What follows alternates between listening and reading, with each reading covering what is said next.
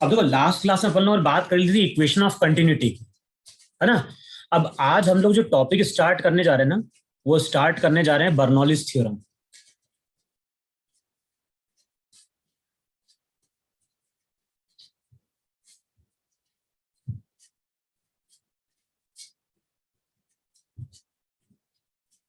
तो next heading डालो वहां पे Bernoulli's theorem.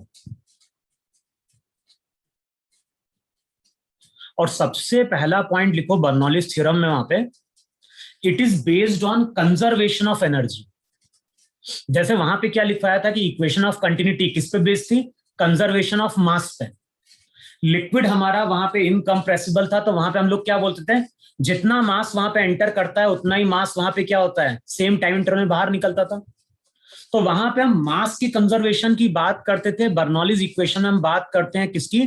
Conservation of energy की।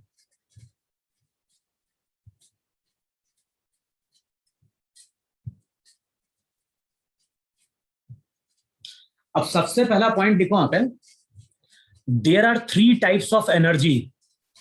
There are three types of energy which is associated. There are three types of energy which is associated which is associated with motion of fluid। तो हम लोग अब क्या define कर रहे हैं, कोई भी लिक्विड अगर मूव कर रहा है, कोई भी लिक्विड अगर मूव कर रहा है तो उस लिक्विड के पास मेनली तीन तरह की एनर्जी होती है। जो पहली एनर्जी आती है उसको हम डिफाइन करते हैं वहां पे काइनेटिक एनर्जी। अब कोई भी लिक्विड अगर मूव कर रहा है तो उसके पास मेनली तीन तरह की एनर्जी है।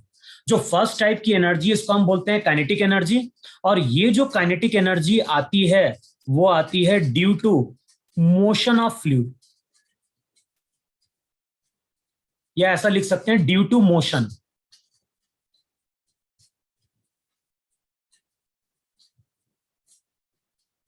Due to motion of fluid particle.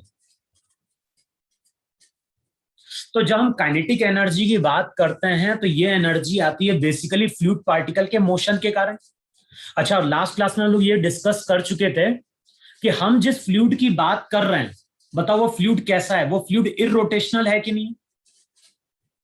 और फ्लूइड अगर इररोटेशनल है तो वहां मैंने लिखवाया था कि जो भी काइनेटिक एनर्जी होगी, बताओ उसका फॉर्मूला क्या होगा? उसका formula half M V square होगा कि नहीं होगा? अच्छा, अब ये काइनेटिक एनर्जी किसकी होगी बताओ मुझे जरा। ये काइनेटिक एनर्जी होगी एम मास की, जो वी वेलोसिटी से क्या कर रहा होगा, मूव कर रहा होगा। अगर मैं बोल रहा हूं कि यहां पे हमारे पास एक फ्लूइड पार्टिकल है या फ्लूइड का एलिमेंट है, मान लो यहां पे एक फ्लूइड का एलिमेंट है, इसका मास m है, और ये फ्लूइड का एलिमेंट v वेलोसिटी से क्या कर रहा है, मूव कर रहा है। तो इस फ्लूइड के एलिमेंट के पास जो काइनेटिक एनर्जी होगी, बताओ उसको हाफ एम वी स्क्वायर बोलेंगे कि नहीं बोलेंगे? अब दोनों साइड वहां पे क्या करो, मास से डिवाइड कर दो। अब बताओ दोनों साइड अगर मास से डिवाइड करोगे तो राइट हैंड साइड वाली टर्म वी स्क्वायर बाय 2 आएगी कि नहीं आएगी? अरे होगा ही नहीं होगा? Yes sir. अच्छा, अब ये बताओ मुझे, ये जो वी स्क्वायर बाय 2 है, अब ये क्या रिप्रेजेंट कर रहा है? इससे पहले जो मैंने फॉर्मूला लिखा था हाफ एम वी स्क्वायर, वो पूरे एम मास की वहां पे काइनेटिक एनर्जी थी। लेकिन जब मैं लिख रहा हूँ वी स्क्वायर बाय 2, तो इसका मतलब होगा kinetic energy per unit mass. तो इसको लिखो वहां पे kinetic energy per unit mass. अच्छा, अब दूसरी जो एनर्जी हम डिफाइन करते हैं, एक तो हमने डिफाइन किया काइनेटिक एनर्जी, दूसरी जो नेक्स्ट हम डिफाइन कर रहे हैं फ्लूइड के पास जो एनर्जी होगी, वो होगी पोटेंशियल एनर्जी। अब जिस तरह से काइनेटिक एनर्जी मोशन के कारण आती है, सिमिलरली पोटेंशियल एनर्जी जो रहती है वो आती है due to position. Due to position of fluid particle.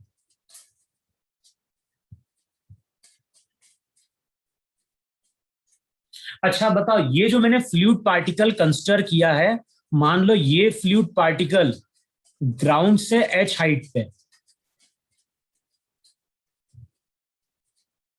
बताओ अब ये फ्लूइड पार्टिकल अगर ग्राउंड से h हाइट पे है तो वहां पे तुम क्या लिखोगे? वहां तुम लिखोगे जो भी पोटेंशियल एनर्जी आएगी इस फ्लूइड पार्टिकल की, बताओ वो mgh आएगी कि नहीं आएगी? फिर से अगेन हम क्या करें, दोनों साइड m से डिवाइड कर दें तो इक्वेशन बन जाएगी potential energy per unit mass, और उसकी इक्वेशन हो जाएगी वहां पे g इंटू एच। तो आगे जब कहीं पे भी g इंटू एच आएगा तो वो क्या बता रहा होगा? वो बता रहा होगा potential energy per unit mass.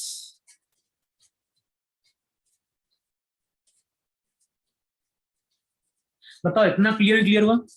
तो एक तो हमारे पास काइनेटिक एनर्जी है, दूसरी वहां पे पोटेंशियल एनर्जी है, और तीसरी जो एनर्जी आती है वो लिखो वहां पे प्रेशर एनर्जी। जो तीसरी एनर्जी आती है वो आती है वहां पे प्रेशर एनर्जी। अब जिस तरह से काइनेटिक एनर्जी आती है फ्लूइड के मोशन के कारण, पोटेंशियल एनर्जी आती है पार्टिकल की हाइट या पोजीशन के कारण, सिमिलरली जो प्रेशर एनर्जी आती है वो आती है ड्यू टू फ्लूइड्स प्रेशर।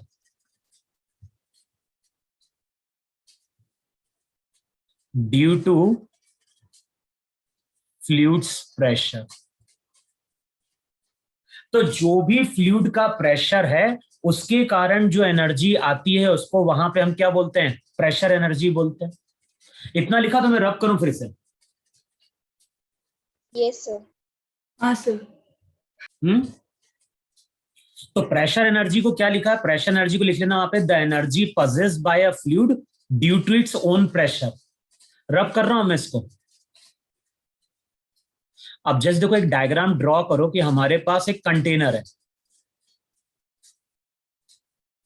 और कंटेनर में नीचे हमने क्या करा है? एक ओपनिंग क्रिएट करी,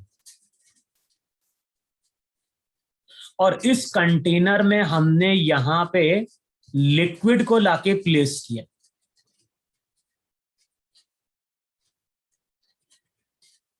और अच्छा, यहां पे हमारे पास एक पिस्टन है, तो जो भी कंटेनर है उसमें हमने एक ओपनिंग क्रिएट करी है, लेकिन यहां पे हमने एक पिस्टन को लाके रखा है। अच्छा, जब भी हम क्वेश्चन सॉल्व करते हैं ना तो हम सब कुछ फ्रिक्शनलेस मान के चलते हैं। तो जो भी पिस्टन है, पिस्टन वहां पे क्या होगा? पिस्टन का एरिया बताओ ओपनिंग के एरिया के बराबर होगा कि नहीं होगा? अगर यहां पे इसका क्रॉस सेक्शनल एरिया ए है तो पिस्टन का भी area of cross section A होगा कि नहीं होगा? Yes, sir. अच्छा, अब ध्यान ना, यहां पे कहीं पे कोई फ्रिक्शन नहीं है। अब बताओ इस केस में अगर मैं पिस्टन को छोड़ दूं तो पिस्टन रुक जाएगा क्या? वहीं पर रुका रहेगा क्या? ये तो मुझे पहले। No, sir. नहीं। नो। अच्छा, पिस्टन आगे जाएगा कि नहीं जाएगा? Yes, sir. क्यों आगे जाएगा ये बताओ? अगर यहां पे हम पिस्टन को छोड़ेंगे तो पिस्टन रुकेगा नहीं, पिस्टन आगे जाएगा। अब बताओ पिस्टन अगर आगे जा रहा है तो किसके कारण आगे जा रहा है? बताओ फ्लूइड के प्रेशर के कारण आगे जा रहा है कि नहीं जा रहा है? Yes, sir. Yes yes sir. Sir. अब देखो स्मॉल टाइम में अगर देखोगे तो ये पिस्टन मान लो मूव करके यहां कहीं पहुंच गया, और ये जो भी डिस्प्लेसमेंट हुआ है ये मान लो वहां पे dx हुआ है, और ये dx डिस्प्लेसमेंट हुआ है स्मॉल टाइम dt में। बताओ ऐसा होगा कि नहीं होगा? जैसे ही हम पिस्टन को छोड़ेंगे पिस्टन स्मॉल टाइम dt में, बताओ dx आगे जाएगा कि नहीं जाएगा?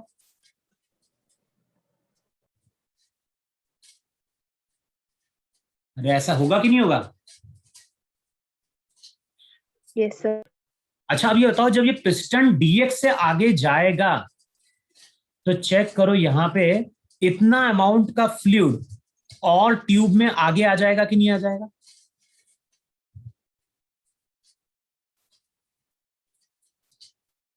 अरे हाँ या ना? जैसे ही हम पिस्टन को छोड़ेंगे पिस्टन आगे जाएगा। क्यों जाएगा? ये जाएगा फ्लूइड के प्रेशर के कारण। अब बताओ पिस्टन अगर डीएक्स से आगे जाएगा तो ए इंटू डीएक्स इतना अमाउंट का लिक्विड बताओ ट्यूब में आगे बढ़ जाएगा कि नहीं बढ़ जाएगा? Yes sir. Yes, sir. या फिर हम ये भी बोल सकते हैं कि ए इंटू डीएक्स अमाउंट का लिक्विड ट्यूब में इंक्रीज कर गया कि नहीं इंक्रीज कर गया? अच्छा अब बताओ यहां पे स्मॉल अमाउंट का वर्क डन कितना हो? बताओ अगर यहां पे हम पिस्टन को देखेंगे तो पिस्टन पे फ्लूइड यहां पे प्रेशर अप्लाई कर रहा होगा P इंटू ए। ध्यान ना P यहां पे क्या है? P सर, यहां पे lag- pressure due to sir lag fluid. हो रहा है। जो P सर, है lag- P लैग कर रहा है क्या? Yes sir. Yes, sir. चलो मैं वीडियो ऑफ कर रहा हूं, देखो यार अब।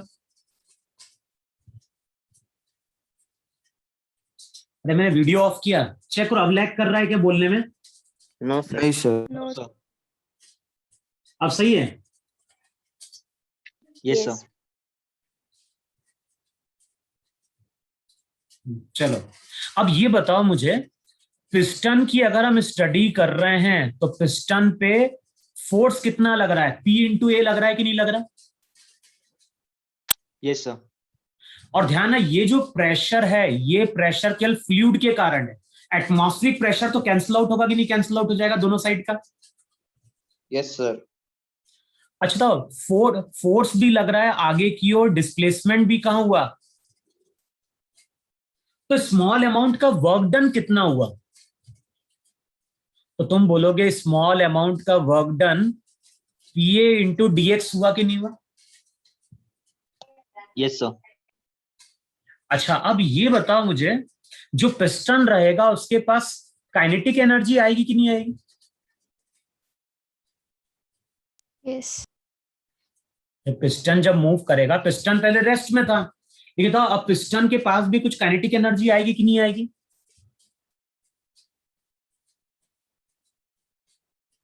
अरे हाँ या ना? Yes sir. चलो अब बताओ जो पिस्टन जो भी वर्क हुआ वो वर्क तो हुआ P into A into dx. बताओ ये जो वर्क हुआ इसके कारण मास कितने से बढ़ा? मैं इस मास की बात कर रहा हूं। बताओ ये अगर मास यहां पे डीएम बढ़ा तो मास को तुम क्या लिखोगे? मास को वहां पे लिखोगे डेंसिटी इंटू वॉल्यूम, तो ये हो जाएगा rho into A into dx. बताओ इतना होगा कि नहीं होगा?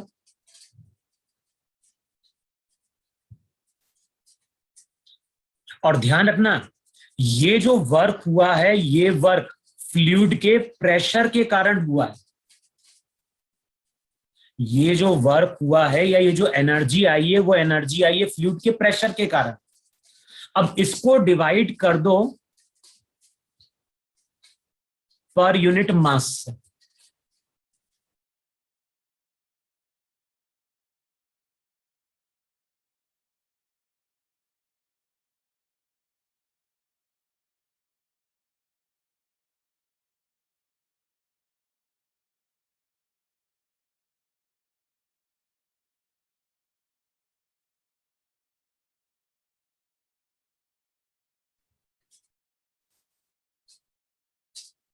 देखो जरा अब भी लैग कर रहा है क्या? मैंने चेंज किया नेटवर्क।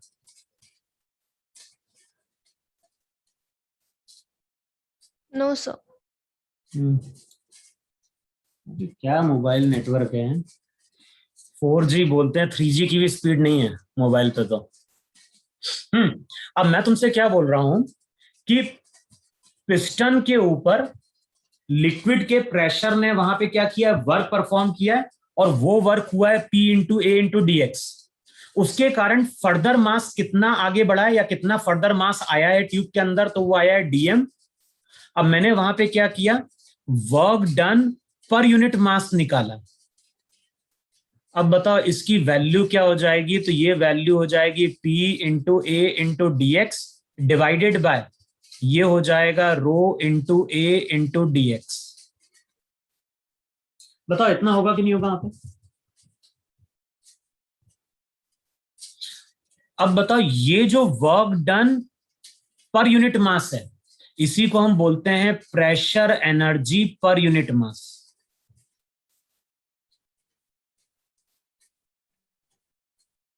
इसको हम बोलेंगे pressure energy per unit mass. अब बताओ इसकी वैल्यू P बाय रो आएगी कि नहीं आएगी वहां पे?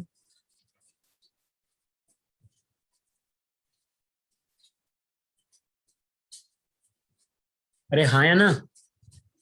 Yes. Yes. अच्छा बताओ, अगर इसी वर्क को, ये सब चीज ध्यान रखना यहाँ पे, ये जो वर्क था स्मॉल अमाउंट का वो हुआ था P into A into D x. Sir अच्छा सर लैग हो रहा है बहुत। Yes sir, lag हो। यार। देखो मैंने वीडियो ऑफ किया, अभी भी कर रहा है लैग क्या? No, sir.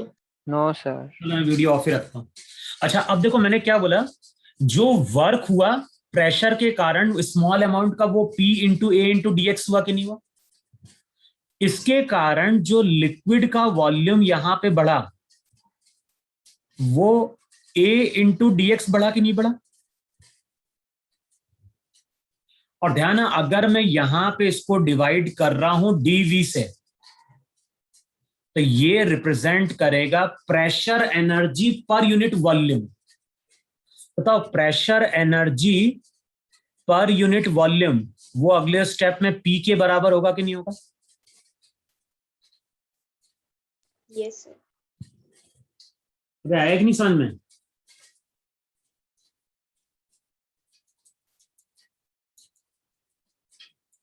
बोलो। Yes sir. अच्छा अब ये बताओ तुम मुझे यहां पे,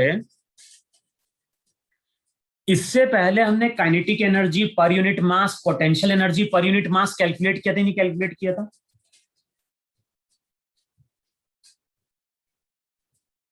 अभी किया था कि नहीं किया था?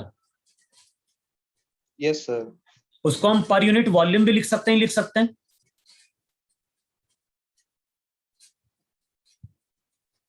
अबे जैसे तुमने लिखा काइनेटिक एनर्जी क्या थी, काइनेटिक एनर्जी हमने लिखी थी हाफ mv² थी कि नहीं थी? अगर मुझे इसे वॉल्यूम से कैलकुलेट करना होगा तो मैं लिखूंगा kinetic energy per unit volume, total volume से डिवाइड कर दो। और बताओ डेंसिटी का मतलब मास अपॉन वॉल्यूम होता है कि नहीं होता है?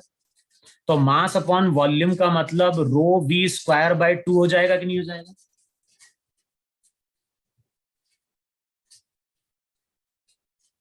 अबे हाँ या ना? Yes sir. Yes, sir. इससे पहले हमने kinetic energy per unit mass लिखी थी, तो उसका फॉर्मूला निकल के आया था v² बाय 2।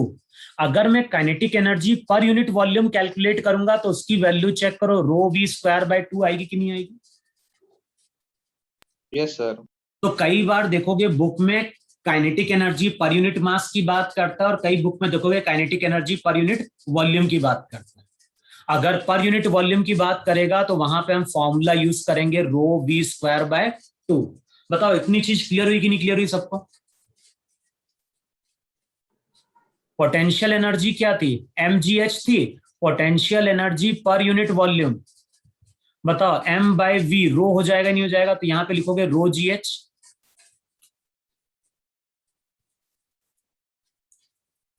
अबे हाँ या ना? Yes, sir. Yes, sir. तो आगे जब हम बर्नौलीज इक्वेशन को यूज करने जाएंगे तो मेनली यहाँ पे 3 एनर्जी की बात कर रहे होंगे। एक बात कर रहे होंगे प्रेशर एनर्जी की, दूसरी हम बात कर रहे होंगे काइनेटिक एनर्जी की, और तीसरी हम बात कर रहे होंगे वहां पे किसकी? पोटेंशियल एनर्जी की। तो अगर मैंने कभी वहां पे बर्नौलीज थ्योरम में P लिखा है तो P बेसिकली क्या रिप्रेजेंट कर रहा है? P रिप्रेजेंट कर रहा है pressure energy per unit volume. ठीक है इतना? Yes sir. चलो अब यहां पे एक डायग्राम ड्रॉ करें। यहां पे हम शो कर रहे हैं ट्यूब, और इस ट्यूब का area of cross section very कर रहा है।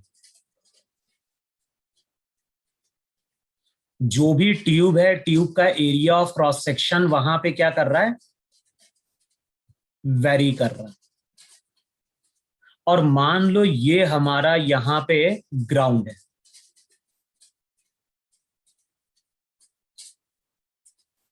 तो यहां पे हम शो कर रहे हैं ग्राउंड।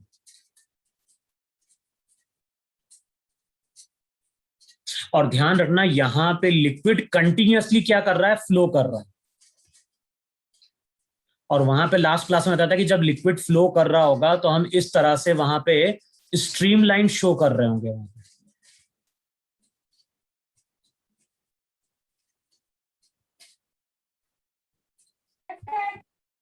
देखो यही था कि नहीं था वहां पे। अब मैं क्या बोल रहा हूं, मैं बोल रहा हूं कि यहां पे क्रॉस सेक्शन लो ट्यूब का, इसको बोलो सेक्शन 1-1, और यहां पे कंसिडर करो सेक्शन 2-2।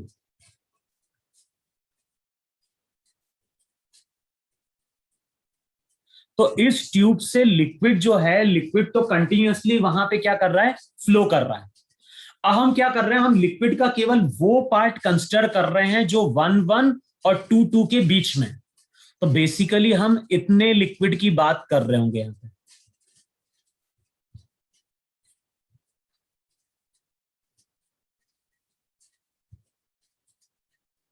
तो ये लिक्विड का पार्ट है जिसकी हम यहां पे क्या कर रहे होंगे, स्टडी कर रहे हैं। अच्छा, जो 1-1 सेक्शन है यहां पे, ये 1 है एक्चुअली।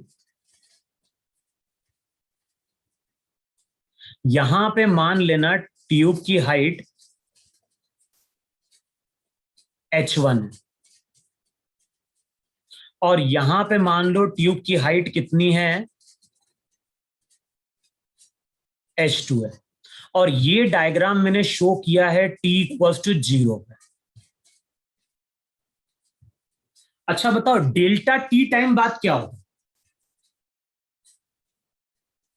डेल्टा टी टाइम बाद बताओ। पहले एक चीज और एज्यूम करें, यहां पे area of cross section A1 है, यहां पे वेलोसिटी V1 है, V1 फ्लूइड की वेलोसिटी है। यहां पे area of cross section A2 है, वेलोसिटी कितनी है, V2 है, और V2 वेलोसिटी इस डायरेक्शन में। अच्छा बताओ डेल्टा टी टाइम बाद क्या होगा, डेल्टा टी टाइम बाद देखोगे तो ये जो एलिमेंट की लेयर है, बताओ वो लेयर मूव करके यहां कहीं आएगी कि नहीं आएगी, यहां पे।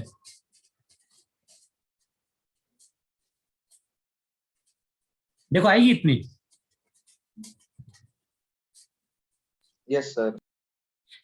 कितनी लेंथ होगी ये तो मुझे, ये जो लेंथ रहेगी लेयर वो कितना आगे बढ़ेगी, तो वो V1 इंटू डेल्टा टी आगे बढ़ेगी कि नहीं बढ़ेगी, यहां तक बात कर रहा हूं मैं।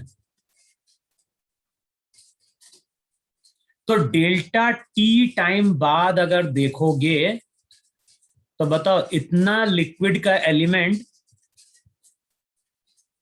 आगे गया कि नहीं गया,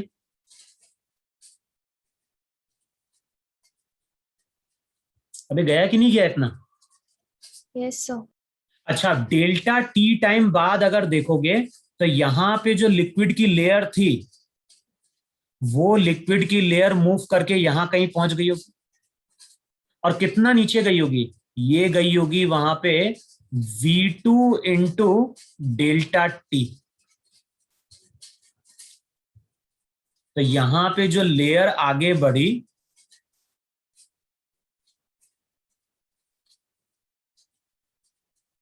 देखो जरा इतनी लेयर आगे बढ़ी कि नहीं बढ़ी,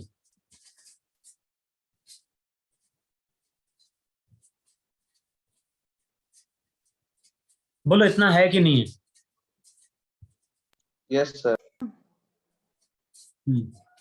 ये मैंने देखा है डेल्टा टी टाइम के बीच में। अच्छा बताओ डेल्टा टी टाइम में प्रॉपर्टी क्या होगी, जितना मास एंटर किया बताओ उतना ही मास बाहर निकला कि नहीं निकला। मैं फिर से डायग्राम ड्रॉ कर रहा हूं, जरा इसको समझो जरा, इसको जरा समझो जरा। Relax. Yes.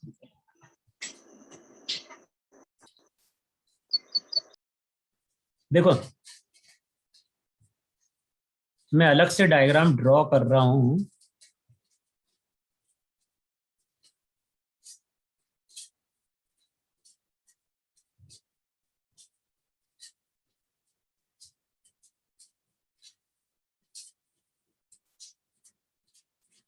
ये था तुम्हारा 1-1।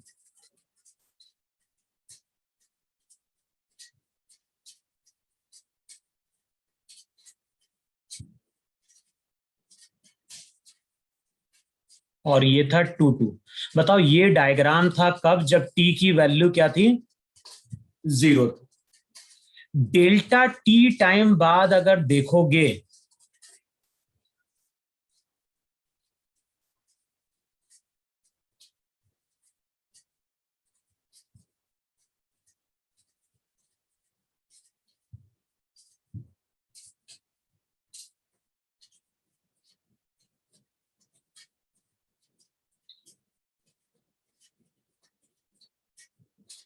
इतने से एलिमेंट जब आगे बढ़ेगा तो इतना फ्लूइड यहां पे एंटर किया कि नहीं एंटर किया। चेक करो येलो वाला फ्लूइड का पार्ट एंटर हुआ कि नहीं एंटर हुआ डेल्टा टी टाइम में।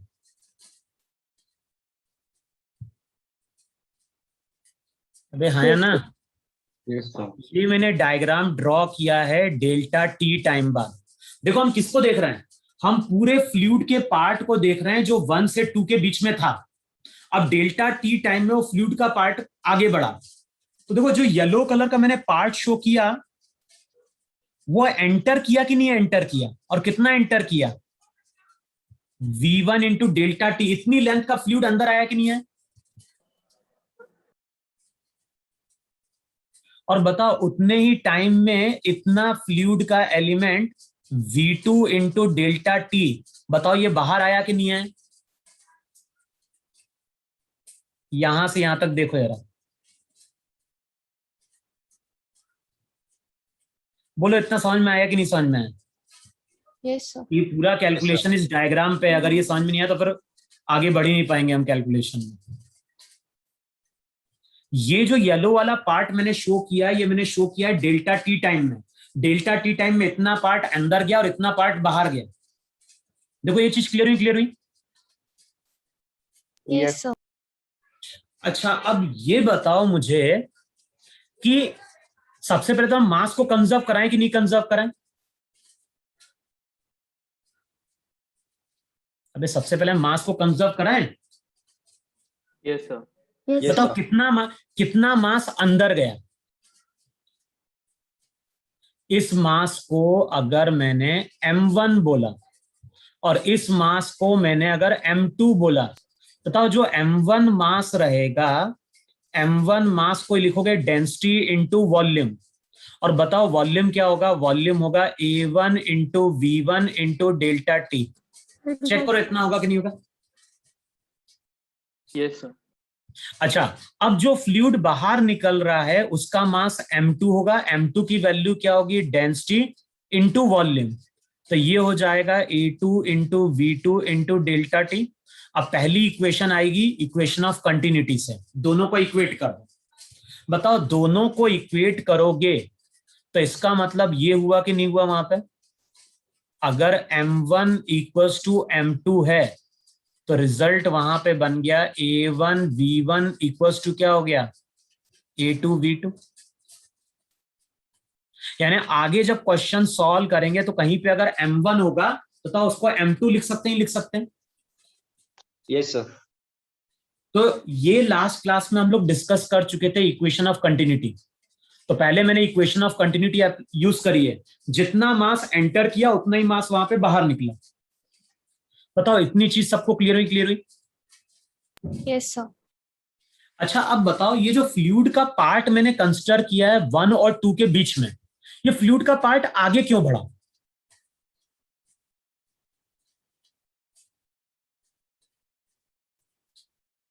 अबे हमने कौन से फ्लूइड की बात कर रहे हैं, हम बात कर रहे हैं जो 1 और 2 के बीच में। मैं इस पूरे फ्लूइड की बात कर रहा हूं, इस पूरे फ्लूइड के पार्ट की। अब मुझे सोच के बताओ कि ये जो फ्लूइड का पार्ट है ये डेल्टा टी टाइम में आगे क्यों बढ़ा। बताओ आगे इसलिए बढ़ा कि नहीं बढ़ा, क्योंकि इसके पीछे फ्लूइड है और यहां पे फ्लूइड का प्रेशर P1 रहा होगा यहां पे फ्लूइड का प्रेशर क्या रहा होगा, P2 रहा होगा। और बताओ प्रेशर इनटू एरिया, यहां पे फोर्स होगा कि नहीं होगा, और यहां पे प्रेशर इनटू एरिया, बताओ ये भी फोर्स होगा कि नहीं होगा।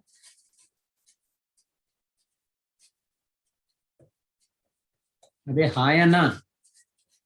Yes, sir. बोला पूरे इस फ्लूइड पार्टिकल के ऊपर हम वर्क एनर्जी थ्योरम यूज कर सकते हैं, नहीं यूज कर सकते हैं।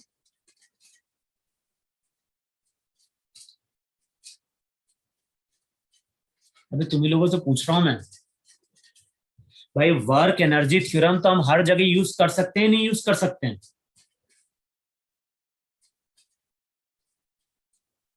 अबे हाँ या ना, कुछ तो बोलो ही नहीं बोलोगे।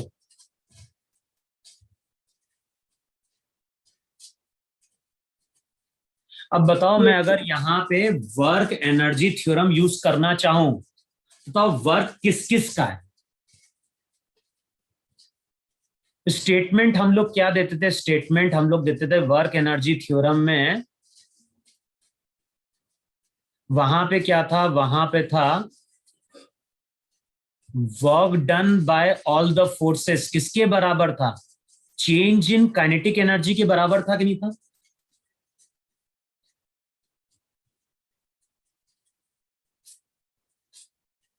अभी बोलो हाँ या ना। Yes, sir. अच्छा वर्क किस किस का है, अब तुम ये देख के बताओ मुझे, वर्क यहां पे किस किस का है। Pressure due to liquid. Pressure देखो, एक तो होगा यहां पे वर्क डन बाय प्रेशर होगा कि नहीं होगा, प्लस यहां पे ग्रेविटी का वर्क होगा कि नहीं होगा, और लिक्विड हमारा Yes. नॉन विस्कस है, तो यहां पे कोई विस्कस फोर्स तो है नहीं, तो यहां पे एक तो प्रेशर का वर्क हो रहा है, ग्रेविटी का वर्क हो रहा है, और ये जो वर्क रहेगा बताओ ये चेंज इन काइनेटिक एनर्जी के बराबर होगा कि नहीं होगा। अबे हाँ या ना। Yes, sir. चलो अब देख के बताओ जरा, प्रेशर का वर्क बताओ, P1 जो प्रेशर है इसका वर्क पॉजिटिव है कि नहीं है। Yes, sir. Yes, sir. अच्छा तो इसके कारण लेयर का डिस्प्लेसमेंट यहां पे डेल्टा x1 हुआ कि नहीं हुआ। Yes, sir. तो P जो P1 प्रेशर रहेगा बताओ उसका वर्क में लिखूं फोर्स इनटू डिस्प्लेसमेंट, चेक करो इतना होगा कि नहीं होगा। P1 इंटू A1 उसके कारण डिस्प्लेसमेंट हुआ डेल्टा x1। अच्छा यहां पे प्रेशर देखोगे तो लेफ्ट की ओर लग रहा है, और यहां पे अगर डिस्प्लेसमेंट देखोगे तो डिस्प्लेसमेंट राइट की ओर हुआ कि नहीं हुआ, और ये डिस्प्लेसमेंट डेल्टा x2 है कि नहीं। अब बताओ P2 प्रेशर का जो वर्क रहेगा उसको हम ऐसा लिखें P2 into A2 into delta x2, बताओ इतना लिख सकते हैं P2 into A2 into delta x2। और P2 Yes, sir. A2 का वर्क नेगेटिव है, क्यों नेगेटिव, की फोर्स लग रहा है लेफ्ट की ओर, लेयर का डिस्प्लेसमेंट राइट की ओर हो रहा है। हाँ बोलो क्या बोल रहा है।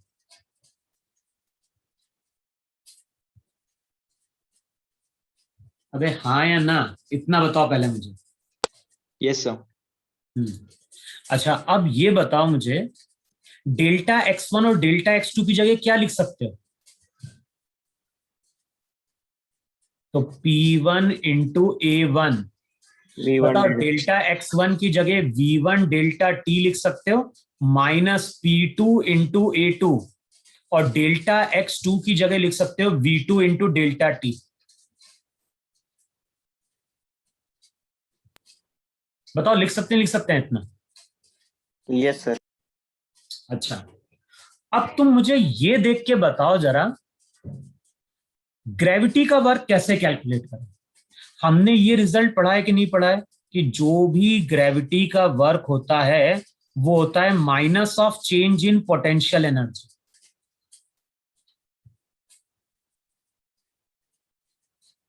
बताओ इतना होता है कि नहीं होता है।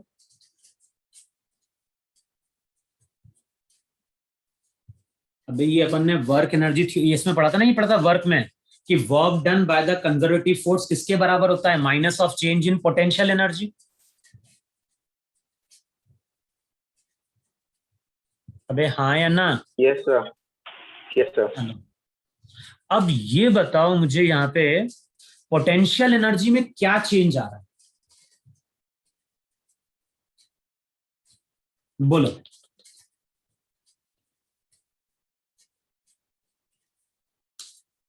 डायग्राम को ध्यान से देखो, डायग्राम को देख के बताओ किस रीजन की पोटेंशियल एनर्जी में चेंज आ रहा है।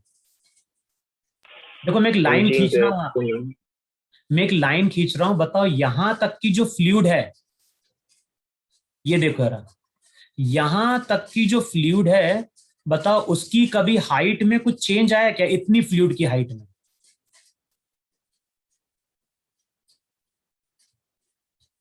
बताओ, जो दो मैंने लाइन खींची है सॉलिड, उन दोनों के बीच की जो लाइन का फ्लूइड रहेगा, बताओ उसकी हाइट में कोई चेंज आया क्या?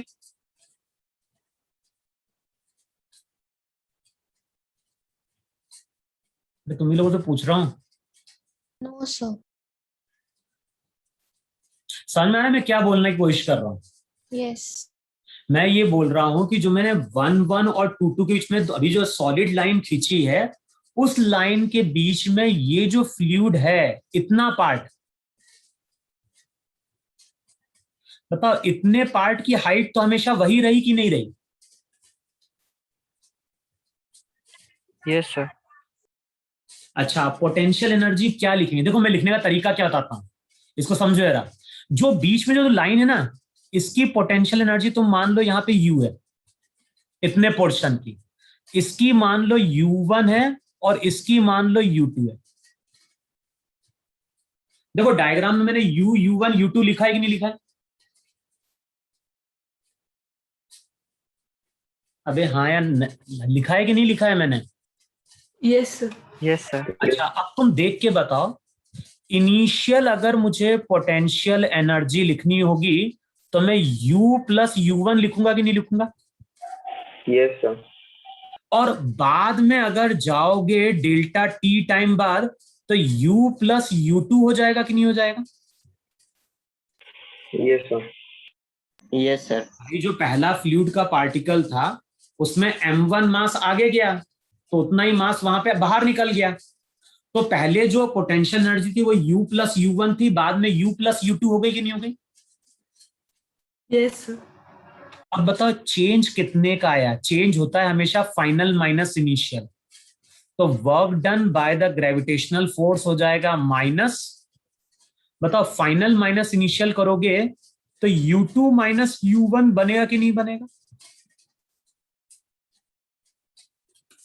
ये जो पार्ट रहेगा इसकी पोटेंशियल एनर्जी तो कैंसिल आउट हो जाएगी, सब्ट्रैक्ट हो जाएगी नहीं हो जाएगी इस पार्ट की पोटेंशियल एनर्जी? Yes, sir. अब चेक करो यहां पे, work done by the gravitational force, इसको हम अगले स्टेप में U1 माइनस U2 लिख देना। अच्छा अब दोनों साइड का मास सेम है कि नहीं सेम है? अबे M1 M2 के बराबर है कि नहीं है? Yes.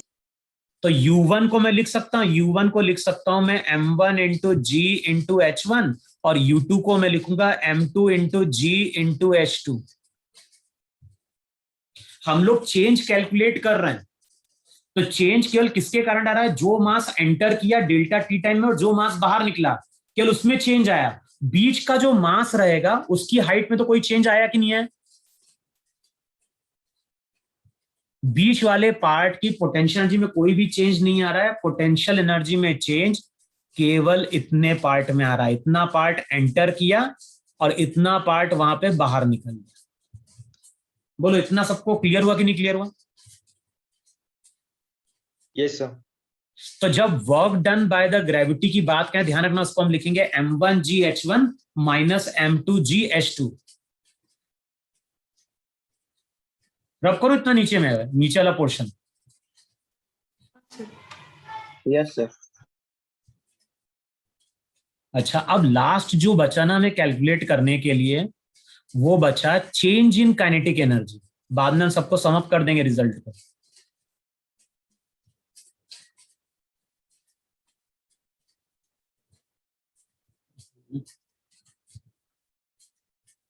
अब ये बताओ मुझे तुम यहाँ पे, काइनेटिक एनर्जी कितने पार्ट की चेंज हो? बोलो, इस पार्ट की काइनेटिक एनर्जी लिखो के, इसकी K1, इसकी K2। बताओ इनिशियल काइनेटिक एनर्जी क्या लिखेंगे? इनिशियल काइनेटिक एनर्जी लिखेंगे K1 प्लस के, और बाद में काइनेटिक एनर्जी क्या हो जाएगी? बाद में काइनेटिक एनर्जी लिखें K प्लस K2। बताओ चेंज इन काइनेटिक एनर्जी क्या निकल के आएगा? चेंज इन काइनेटिक एनर्जी निकल के आएगा K2 माइनस K1। बताओ ऐसा लिखेंगे नहीं लिखेंगे? बीच का जो पार्ट रहेगा उसकी काइनेटिक एनर्जी तो क्या होगी? कैंसिल आउट हो जाएगी। बोलो इतना समझ में आया कि नहीं समझ में आया? Yes, Yes, sir. sir. अच्छा, K2 K1 की जगह पुट कर दोगे तो आगे जाके जब हम रिजल्ट डिराइव करेंगे तो हम इसको लिख देंगे हाफ। K2 का मतलब क्या हो गया? Half M2 V2 square minus हो जाएगा हाफ M1 V1 स्क्वायर। बोलो इतना क्लियर हुआ? क्लियर हुआ?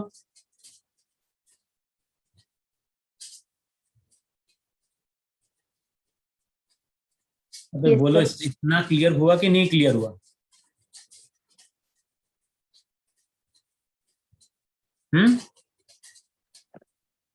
ऐसे थोड़ा ऊपर खिसकाते हैं डायग्राम। इतना दिख रहा है ना सबको? Yes, sir.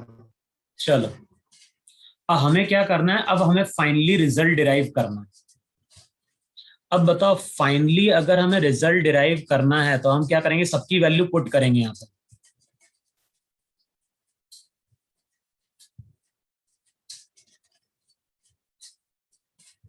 एक मिनट, क्या हो गया?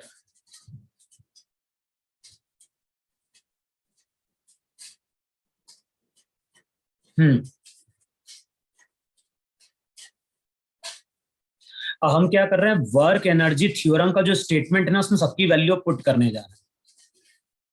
और यहां से हमें क्या मिल जाएगा? यहां से हमें मिल जाएगा स्टेटमेंट।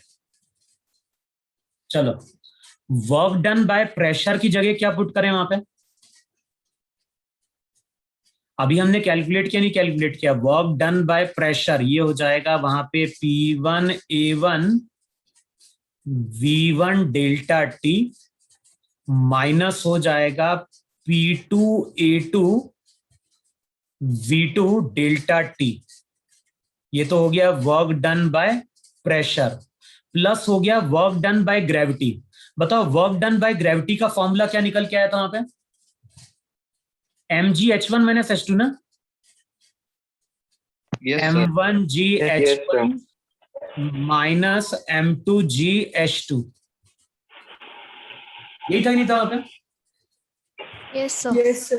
Yes, ये sir. किसके बराबर था? ये था चेंज इन काइनेटिक एनर्जी, और चेंज इन काइनेटिक एनर्जी था half m2 V2 square minus था वहां पे हाफ m1 V1 स्क्वायर। अब बताओ m1 m2 ये मास तो सेम है कि नहीं सेम है? तो सबकी जगह हम m पुट कर सकते हैं नहीं पुट कर सकते? Yes. अच्छा बताओ क्या क्या चीजें हम हटा दें वहां पे?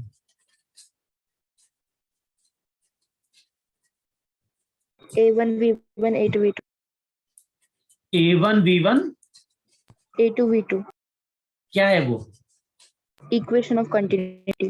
नहीं नहीं नहीं, मैं बोल रहा हूं कि m1 m2, देखो यार इसको मैं ऐसा लिखता हूं P1 A1 V1 delta T minus P2 A2 V2 का मतलब A1 V1 डेल्टा T हो गया कि नहीं हो गया? लिख सकते हैं लिख सकते हैं? Yes, sir. अच्छा, प्लस यहां पे दोनों मास सेम है कि नहीं सेम है? अबे है कि नहीं दोनों मास सेम? Yes, हाँ sir. सर। Yes, sir. किसी भी एक मास को हम लिख सकते हैं ρ1 A1 V1 डेल्टा टी, साथ में G बाहर निकाल लो, ब्रैकेट में केवल आएगा H1 माइनस H2, आएगा इतना। अच्छा, अब Yes. यहां से हाफ M1 M2 दोनों मास सेम है, किसी भी एक की जगह वैल्यू क्या पुट कर सकते हैं, ρ1 A1 V1 डेल्टा टी, और ब्रैकेट में क्या जाएगा, ब्रैकेट में जाएगा V2 square minus V1 square. अब चेक करो क्या टर्म कैंसिल आउट हो जाएगी, A1 V1 डेल्टा टी, ये पूरी टर्म बताओ कैंसिल आउट हो रही है कि नहीं कैंसिल आउट हो रही है? Yes, sir. Yes, sir.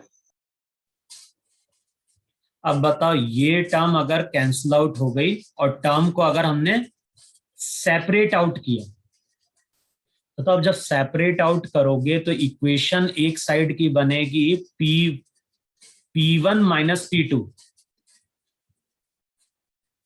P1 minus P2 plus, बताओ ये बनेगा ρgH1 माइनस ρgH2, किसके बराबर होगा,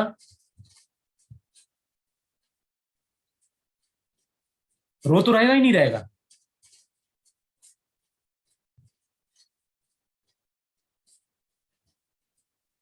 और यहां पे चेक करना रो रहेगा ना, ρ1 कौन रहेगा, ये रो A1 था ना वहां पे,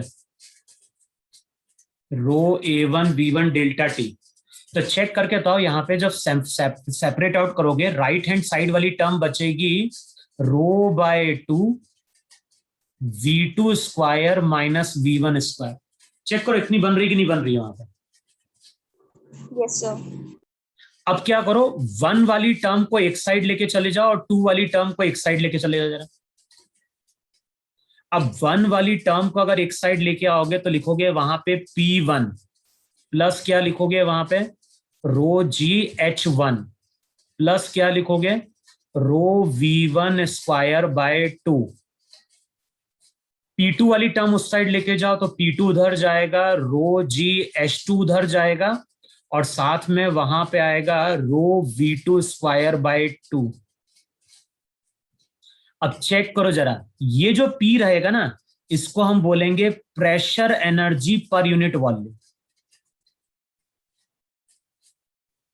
इसको हम बोल रहे हैं यहां पे pressure energy per unit volume.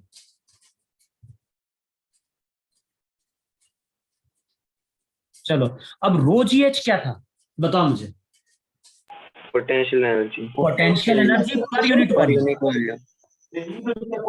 अच्छा, ρV1 square by 2 Kinetic energy per unit kinetic volume. Energy per unit volume. तो चेक करो अब हमारी इक्वेशन क्या बन रही है, pressure energy per unit volume, potential energy per unit volume, plus ये हो गई वहां पे kinetic energy per unit volume. इन तीनों का जो सम रहेगा बताओ वो कांस्टेंट होगा कि नहीं होगा? Yes, sir. भाई लेफ्ट हैंड साइड और राइट हैंड साइड वही टर्म बनी कि नहीं बनी? तो फाइनली जो बर्नौलीज इक्वेशन है उसका स्टेटमेंट क्या निकल के आ रहा है, उसका स्टेटमेंट निकल के आता है किसी भी पर्टिकुलर पॉइंट पे pressure energy per unit volume, potential energy per unit volume और kinetic energy per unit volume, इन तीनों का जो समेशन रहता है वो किसी पर्टिकुलर पॉइंट पे हमेशा कांस्टेंट रहेगा, और यही बर्नौलीज थ्योरम का वहां पे क्या है, स्टेटमेंट। बोलो इतना समझ में आया कि नहीं समझ में? मेन केवल हमें ध्यान रखना है कि यहाँ पे हमने चेंज कैलकुलेट किया है, और चेंज जब हम कैलकुलेट करते हैं तो केवल पहले इतना मास रहता है, पहले ये पूरा मास रहता है और बाद में ये पूरा मास हो जाता है। तो चेंज जो आता है वो केवल इतने पार्ट में आता है। बाकी की पोटेंशियल और काइनेटिक एनर्जी क्या रहती है, सेम रहती है। तो लिखो, अब इसका स्टेटमेंट लिखो जाए।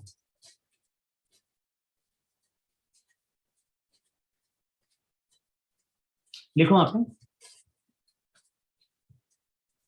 इन केस ऑफ, लिखो वहां पे, in case of non viscous, in case of non viscous and incompressible fluid, in case of non viscous and incompressible fluid, lag तो नहीं कर रहा ना कुछ? No, sir. हाँ, तो लिखो वहां पे, in case of non viscous and incompressible fluid, the sum of, in case of non-viscous and incompressible fluid, the sum of pressure energy per unit volume, the sum of pressure energy per unit volume, potential energy per unit volume, and kinetic energy per unit volume always remains constant. In case of non-viscous and incompressible fluid, the sum of pressure energy per unit volume, potential energy per unit volume, and kinetic energy per unit volume always remains constant.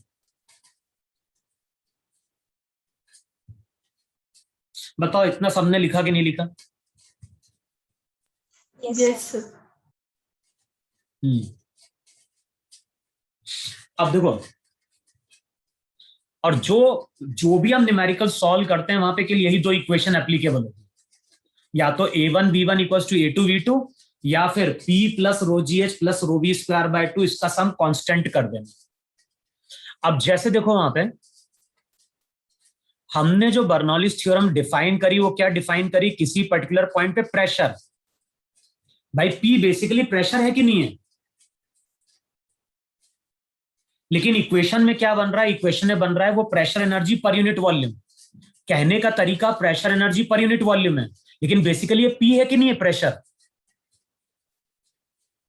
Yes, sir. अरे work जब calculate किया था तो P into ए किया था, तो P basically pressure है कि नहीं है? तो P बेसिकली यहां प्रेशर है, लेकिन इक्वेशन में वो कहलाता है pressure energy per unit volume.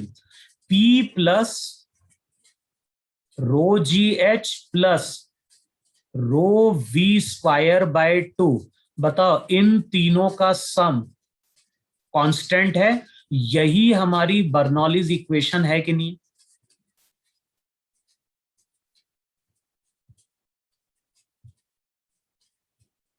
अच्छा, सबसे पहला एग्जांपल लो जरा। यहां पे हम शो कर रहे हैं ग्राउंड,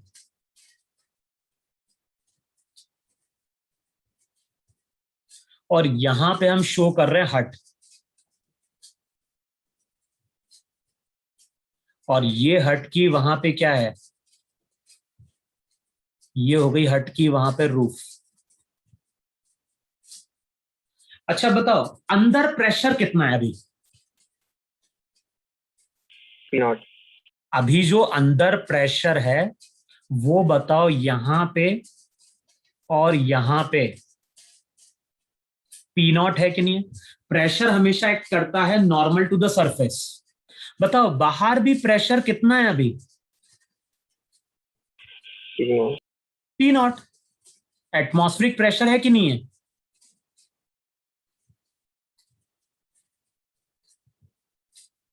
अब बेसिकली हम लोग बात कर रहे हैं बर्नौलीज इक्वेशन की कुछ एप्लीकेशन की बात कर रहे हैं। न्यूमेरिकल एप्लीकेशन हम लोग देखेंगे अगले लेक्चर में, अभी हम बात करें थ्योरी के कुछ। अब देखो, कई बार हम ऐसा बोलते नहीं बोलते कि जब विंड बहुत तेज चलती है तो जो भी झोपड़े रहते हैं तो उनकी जो रूफ रहती है, बताओ ऊपर उड़ जाती कि नहीं उड़ जाती? हाँ, sir. अब देखो होता क्या है, जैसे विंड चलती है तो हम ये मान के चलते हैं कि विंड का फ्लो भी कैसा है, स्ट्रीमलाइन है। तो देखो जैसी हवा चलेगी तो यहां पे जो विंड रहेगी वो इस तरह से मूव करेगी नहीं मूव करेगी? और बताओ इस साइड की जो वेलोसिटी रहेगी v, वो इंक्रीज कर जाएगी कि नहीं इंक्रीज कर जाएगी? अच्छा हम बताओ किस साइड की हम विंड देख रहे हैं? जब विंड चलेगी तो मैं बोल रहा हूं जो रूफ के ऊपर की विंड रहेगी, बताओ उसकी वेलोसिटी बढ़ गई नहीं बढ़ गई?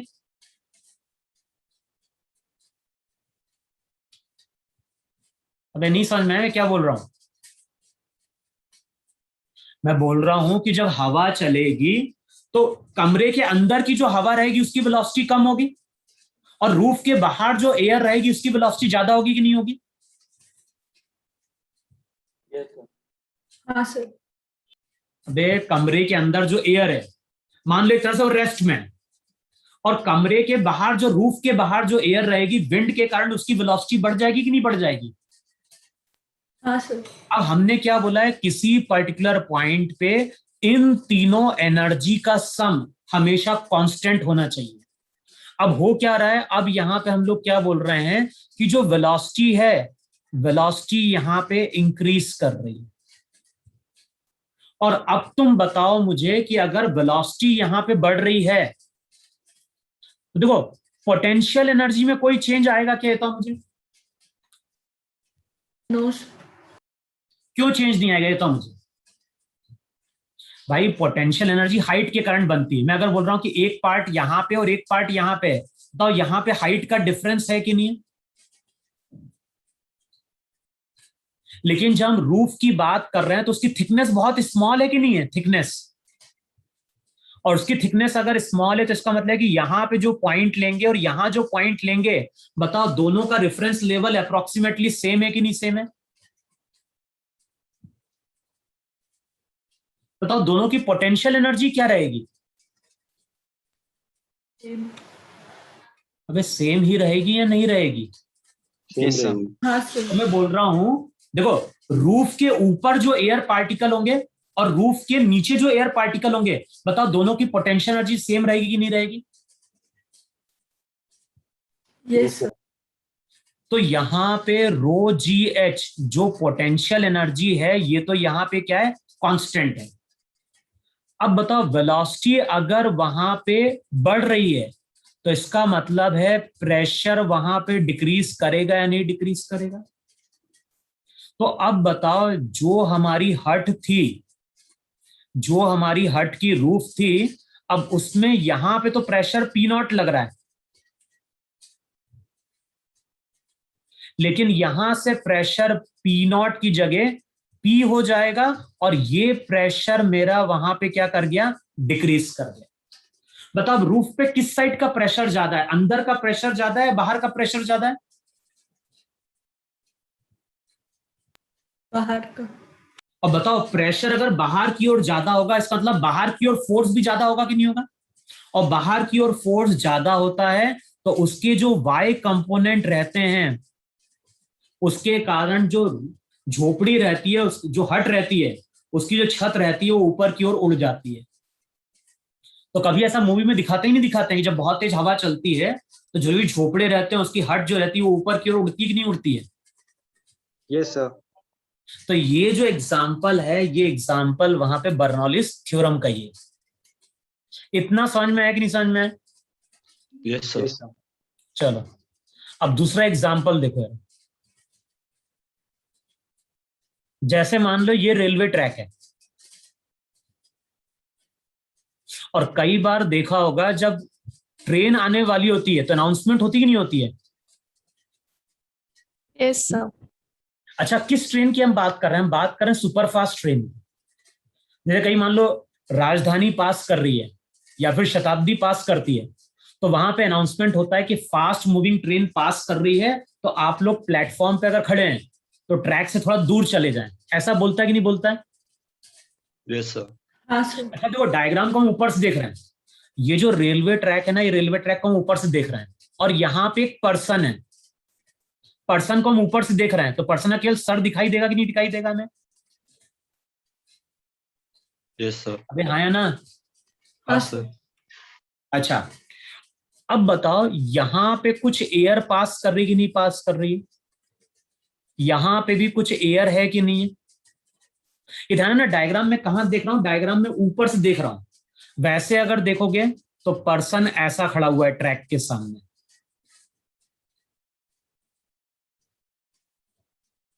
अच्छा हमारी बॉडी की थिकनेस कैसी है? बहुत कम है कि नहीं थिकनेस हमारी? Yes, तो sir. नहीं कि हमारी बॉडी किलोमीटर में थिकनेस में होती है, हमारी बॉडी की अगर थिकनेस मेजर करने जाओगे तो हार्डली 20 सेंटीमीटर, 30 सेंटीमीटर, 40 सेंटीमीटर होगी कि नहीं होगी। इसका मतलब है कि यहां पे अगर मैं कोई एयर का पार्टिकल ले रहा हूं और यहां पे कोई एयर का पार्टिकल ले रहा हूं तो दोनों की पोटेंशियल एनर्जी कैसी होगी? Same. Equal. सेम। ग्राउंड से दोनों की हाइट सेम है कि नहीं है यहाँ पे? Yes, sir. अच्छा, अब पोटेंशियल एनर्जी में तो कोई चेंज नहीं आएगा, लेकिन बताओ अगर कोई फास्ट मूविंग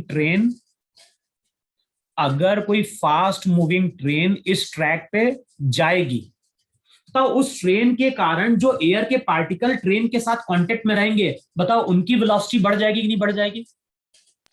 Yes, sir. तो यहां पे जो एयर के पार्टिकल होंगे अब वो रेस्ट में ना रह के वो v वेलोसिटी से आगे जाने लगेंगे। अब बताओ किस साइड की वेलोसिटी बढ़ गई? हमारी बॉडी के आगे वाले जो एयर के पार्टिकल उनकी वेलोसिटी बढ़ जाएगी और पीछे वाले एयर जो पार्टिकल रहेंगे उनकी वेलोसिटी कम होगी कि नहीं होगी एज कंपेरेटिवली?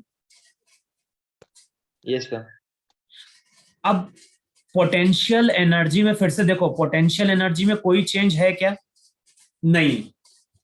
लेकिन बताओ अगर कहीं पे वेलोसिटी बढ़ी है तो इसका मतलब है कि वहां पे प्रेशर क्या होना चाहिए? अबे वहां प्रेशर कम हो जाएगा कि नहीं हो जाएगा? हाँ सर। Increase. तो अब जो पर्सन रहेगा, पर्सन की बॉडी पे इस डायरेक्शन में भी क्या होगा? प्रेशर आ रहा होगा। इस डायरेक्शन में भी प्रेशर आ रहा होगा। अब तुम देख के बताओ किस साइड का प्रेशर ज्यादा हो? P1 बड़ा होगा या P2 बड़ा होगा? P2. P2 बड़ा होगा। P2. तो यहां से अगर तुम देखोगे तो यहां पे प्रेशर आ रहा है P1, यहां से प्रेशर आ रहा है P2, और बताओ P2 P1 से ज्यादा है कि नहीं ज्यादा?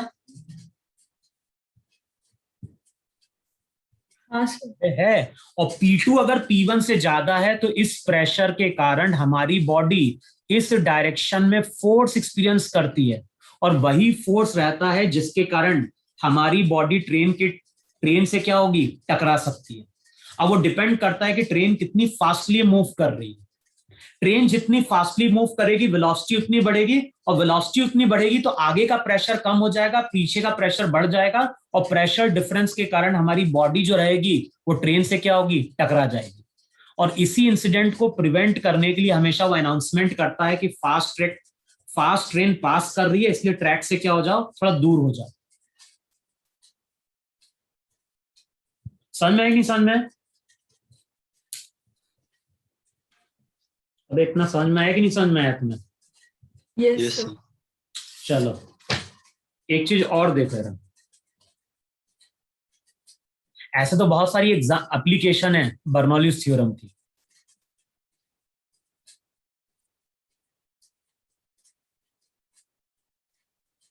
अच्छा अब एक चीज बताओ मुझे, एक पतला सा हमने पेपर का पीस पकड़ा, कार्डबोर्ड नहीं ले रहा हूं मैं, पतला सा पेपर का पीस ले रहा हूं। बताओ पतले से पेपर के पीस को पर्सन इस तरह से हॉरिजॉन्टली होल्ड कर पाएगा क्या? पेपर बहुत पतला है, बोलो। जैसे ये पेपर का पीस No, है, sir. देखो No. ये पेपर का पीस है। अगर पेपर के पीस को अगर ऐसे हम पकड़ेंगे तो ऐसा स्ट्रेट पकड़ पाएंगे क्या एक हाथ से? No, sir. देखो दो हाथ लगाओगे तब तो पेपर का पीस हमारा क्या रहेगा? ऐसा हॉरिजॉन्टल रहेगा। लेकिन वैसे अगर देखो तो बताओ ये पेपर का पीस ऐसे नीचे जाएगा कि नहीं जाएगा? अब ऐसा होता है कि नहीं होता है? तो Yes, यहाँ sir. पे जब पर्सन देखता है ना तो पर्सन को पेपर का पीस ऐसा नीचे की ओर बेंड करता हुआ दिखाई देगा हमेशा। ये पेपर जो है बहुत पतला पेपर हम यूज कर रहे हैं।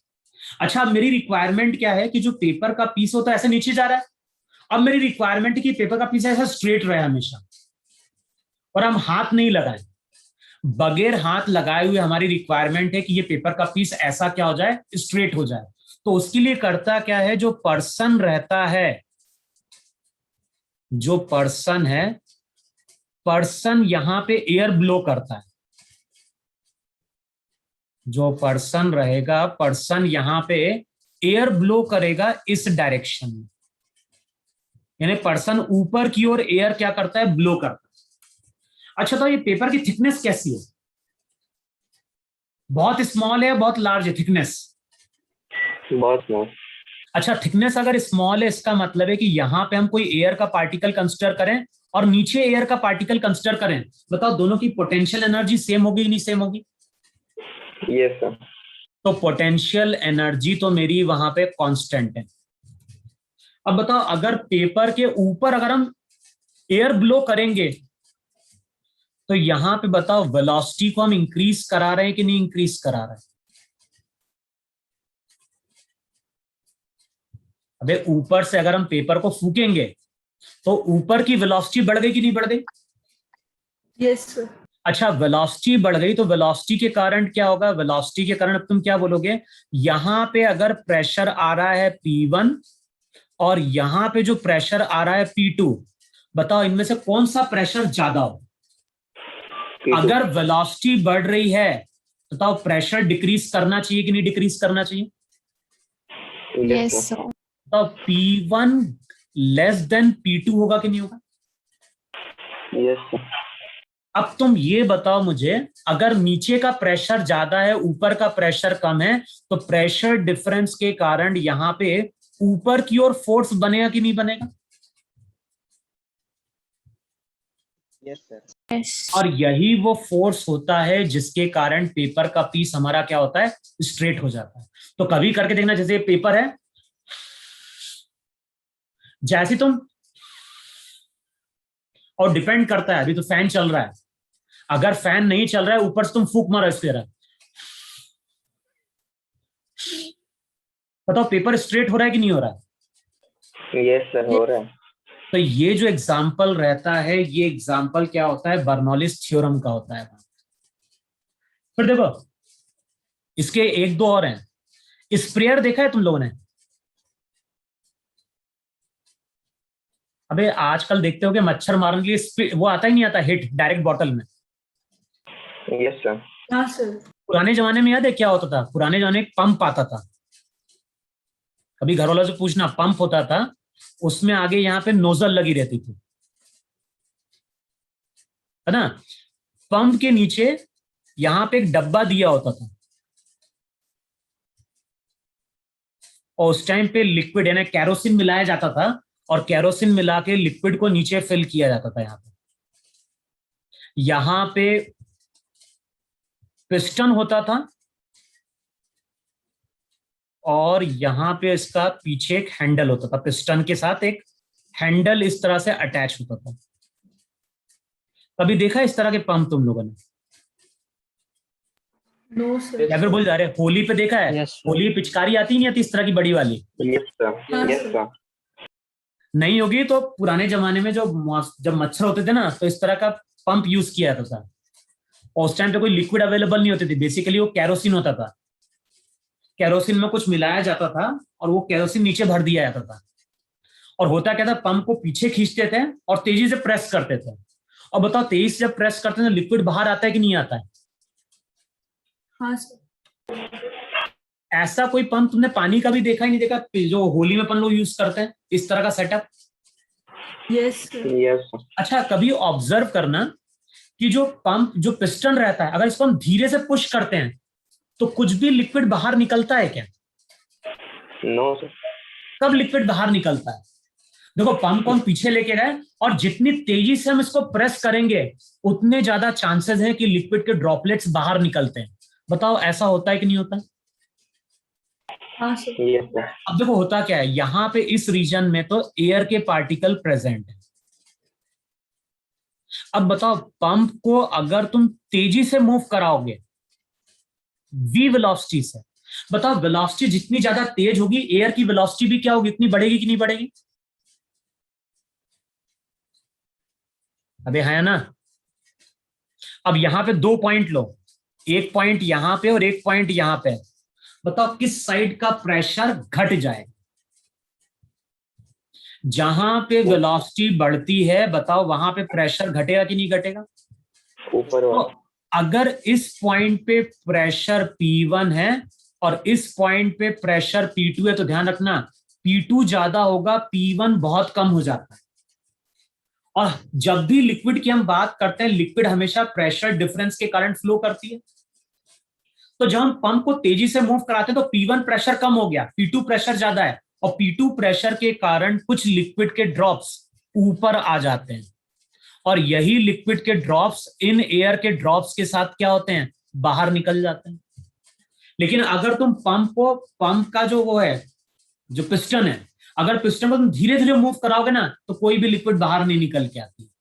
लेकिन तेजी से अगर मूव कराओगे तो तुम देखोगे जो लिक्विड ड्रॉपलेट्स रहते हैं वो एयर के साथ क्या होते हैं, बाहर निकल के आते हैं। इसको हम स्प्रेयर बोलते हैं वहां पर। सर ऐसा कभी देखा ही नहीं, देखा है सेटअप किसी ने? अबे ऐसा सेटअप देखा है कि नहीं देखा है? नहीं देखा तुम लोगों ने? हाँ बोलो। सर पोटेंशियल एनर्जी का डिफरेंस रहेगा ना इसमें? अरे कितना रहेगा? हाइट 10 मीटर कौन होती है? वो जो डब्बा रहता है ना, वो डब्बा ही खुद हार्डली पूछ सकता है कि 10 सेंटीमीटर डब्बा रहता है हाइट का, जिसमें लिक्विड स्टोर किया जाता है। तो पोटेंशियल एनर्जी बहुत ज्यादा कोई फर्क नहीं पड़ता। बेसिकली हम लॉजिक यही यूज करते हैं कि वेलोसिटी अगर बढ़ा रहे हो कहीं पे, तो बर्नौलीज थ्योरम क्या बोलती है, अगर वेलोसिटी बढ़ा रहे हो तो वहां पे प्रेशर क्या होगा, कम हो जाएगा, और इसी के कारण लिक्विड के ड्रॉप्स एयर के साथ मिलके क्या होते हैं, बाहर निकल जाते हैं। बोलो इतना समझ में आया कि नहीं समझ में आया? अब इतना समझ में आया या नहीं समझ में आया? Yes, sir. Yes, sir. ठीक है। अब अगली क्लास में हम लोग क्या करेंगे, न्यूमेरिकल एप्लीकेशन लेंगे। अभी जो हमने बात करी केवल थ्योरी की बात करी, थ्योरी में बर्नौलीज थ्योरम इस तरह से अप्लाई करते हैं। बुक में तुम देखना, बुक में जहां बर्नौलीज थ्योरम का डेरिवेशन है ना, डेरिवेशन एक बार देख लेना, और वहां पे नीचे एप्लीकेशन दी होंगी, बहुत सारे पॉइंट्स दिए होंगे, एग्जाम्पल दिए होंगे कहां पे बर्नौलीज थ्योरम एप्लीकेबल हो, तो वो थ्योरी में उन एग्जाम्पल को वहां पे पढ़ लेना। क्लियर? तो अगला जो लेक्चर आएगा वो बेसिकली लास्ट ही लेक्चर होगा हमारा फ्लूइड का, क्योंकि उसमें अपन क्या कर रहे होंगे, बर्नौलीज थ्योरम से जितने भी न्यूमेरिकल आ चुके हैं आईआईटी में, या इस तरह के जो कॉन्सेप्ट पे न्यूमेरिकल आते हैं, वो पूरा हम लोग डिस्कस कर लेंगे अगली क्लास में। क्लियर हुआ इतना सबको? Yes sir. अच्छा, एप्लीकेशन ऑफ बर्नौलीज थ्योरम देखोगे तो वहां पे एक टर्म आती है मैग्नस इफेक्ट, तो पढ़ के देखना तुम लोग, मैग्नस इफेक्ट। यहां पे भी बर्नौलीज थ्योरम की एप्लीकेशन होती है। कभी देखा है तुम लोगों ने क्रिकेट में बॉल स्विंग करती है? स्विंग कभी देखी है तुम लोगों ने, बॉल को स्विंग होते हुए?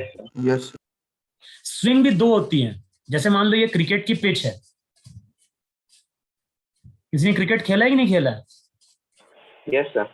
Yes, sir. अरे तो क्रिकेट जब खेलते हैं ना, तो मान लो ये स्टंप है, तो अच्छा स्विंग और स्पिन में डिफरेंस क्या होता है? स्पिन जब करती है बॉल, तो बॉल एक तो एयर में करती है, और दूसरी ग्राउंड को हिट करती है, हिट करने का टर्न करती है अपनी ट्रेजेक्टरी। Yes sir. हाँ, sir. लेकिन जब स्विंग की बात करते हैं तो देखोगे बॉल जो होती है ना, वो एयर में स्विंग करती है। कई बार बॉलर ऐसे बॉल को थ्रो करता है और हवा में ही बॉल ऐसे निकलती है, यानी यहां कहीं टीप खाएगी और टीप खा के सीधे से बाहर निकल जाती है। ऐसा होता है तो आउटस्विंग बॉल बोलते हैं, बोलते नहीं बोलते हैं? और एयर में ही, अगर एयर में ही बॉल ऐसे चली जाती है अंदर की ओर, तो उसको इन स्विंग बोलते हैं कि नहीं बोलते हैं? Yes sir. Yes, sir. अच्छा, कोई ऐसा बॉलर देखा है यस सर। जो बहुत फेमस था इन स्विंग और आउट स्विंग के लिए? हाँ, एक रिवर्स स्विंग भी होती है, वो भी एयर में ही कराई जाती है। भी कोई ऐसा बॉलर तुमने सुना है जो स्विंग कराता था बॉल को? अभी देखना, अबे शेन वॉर्न स्पिनर था, वकार यूनुस को देखना कभी तुम, पुराने वीडियोस को भी देखोगे, वकार यूनुस हुआ, इमरान खान, इनकी बॉल स्विंग करती थी। कपिल देव, वहां पे उस टाइम पे पेस नहीं चलता था, उस टाइम पे स्विंग कराई जाती थी। और स्विंग का मतलब होता है कि एयर में ही बॉल अपनी ट्रेजेक्टरी क्या करती है, चेंज करती है। बाहर की ओर निकल गई तो आउट स्विंग, अंदर की ओर आ गई तो वहां पे क्या कहलाती है? इन स्विंग कहलाती है। और ये जो फिनोमेना रहता है ना, इसको हम मैग्नस इफेक्ट बोलते हैं। तो मैग्नस इफेक्ट के कारण बॉल क्या करती है? अपनी एयर में ट्रेजेक्टरी क्या करती है? चेंज करती है। बॉलर जो है, बॉलर तो बॉल को ऐसे थ्रो कर रहा है स्ट्रेट, बैट्समैन भी एक्सपेक्ट करता है कि बॉल ऐसे ही जाएगी, लेकिन जो बॉल रहती है वो एयर में इस तरह से ड्रिफ्ट कर जाती है। अभी इंग्लैंड में मैच था, नहीं था, टेस्ट मैच? Yes sir. उसमें देखते तुम न्यूजीलैंड के बॉलर बहुत ज्यादा स्विंग करा रहे थे। पढ़ के देखना तुम लोग मैग्नस इफेक्ट होता क्या है। तो अगली क्लास में बेसिकली अपन न्यूमेरिकल की बात करेंगे, और टाइम होगा तो फिर वहां पे अगर नहीं समझ में आएगा तो फिर मैग्नस इफेक्ट अपन डिस्कस करेंगे। ठीक है? हाँ सर। मैं क्लास एंड कर रहा हूँ कि मेरी 5:45 पे एक और क्लास है ना? इतना तुम लोग पढ़ के देखो थ्योरी केवल। सर और ये एक doubt टॉपिक है। इंपॉर्टेंट है, अभी मैं नहीं बता पाऊंगा एक्चुअली। मेरी क्लास है 5:45 पे, 5 मिनट वैसे ही आगे निकल गए। मैं बोल रहा हूँ ये थ्योरी अभी पढ़ लो, अगले टाइम बताना डाउट क्या है। लेकिन मैं बोल रहा हूँ कि केवल 2 ही इक्वेशन है, इक्वेशन ऑफ कंटिन्यूटी और बर्नौलीज थ्योरम, इसी बेस्ड हमें न्यूमेरिकल सॉल्व करने रहते हैं। इतना पढ़ के देखो, अगले टाइम पे हम डिस्कस करेंगे डाउट्स। ठीक है? Yes sir. Yes sir. चलो। सर थर्मो का डाउट था। अरे अभी नहीं बता रहा ना, मैं क्लास के लिए लेट हो गया एक्चुअली। यस सर, यस हाँ।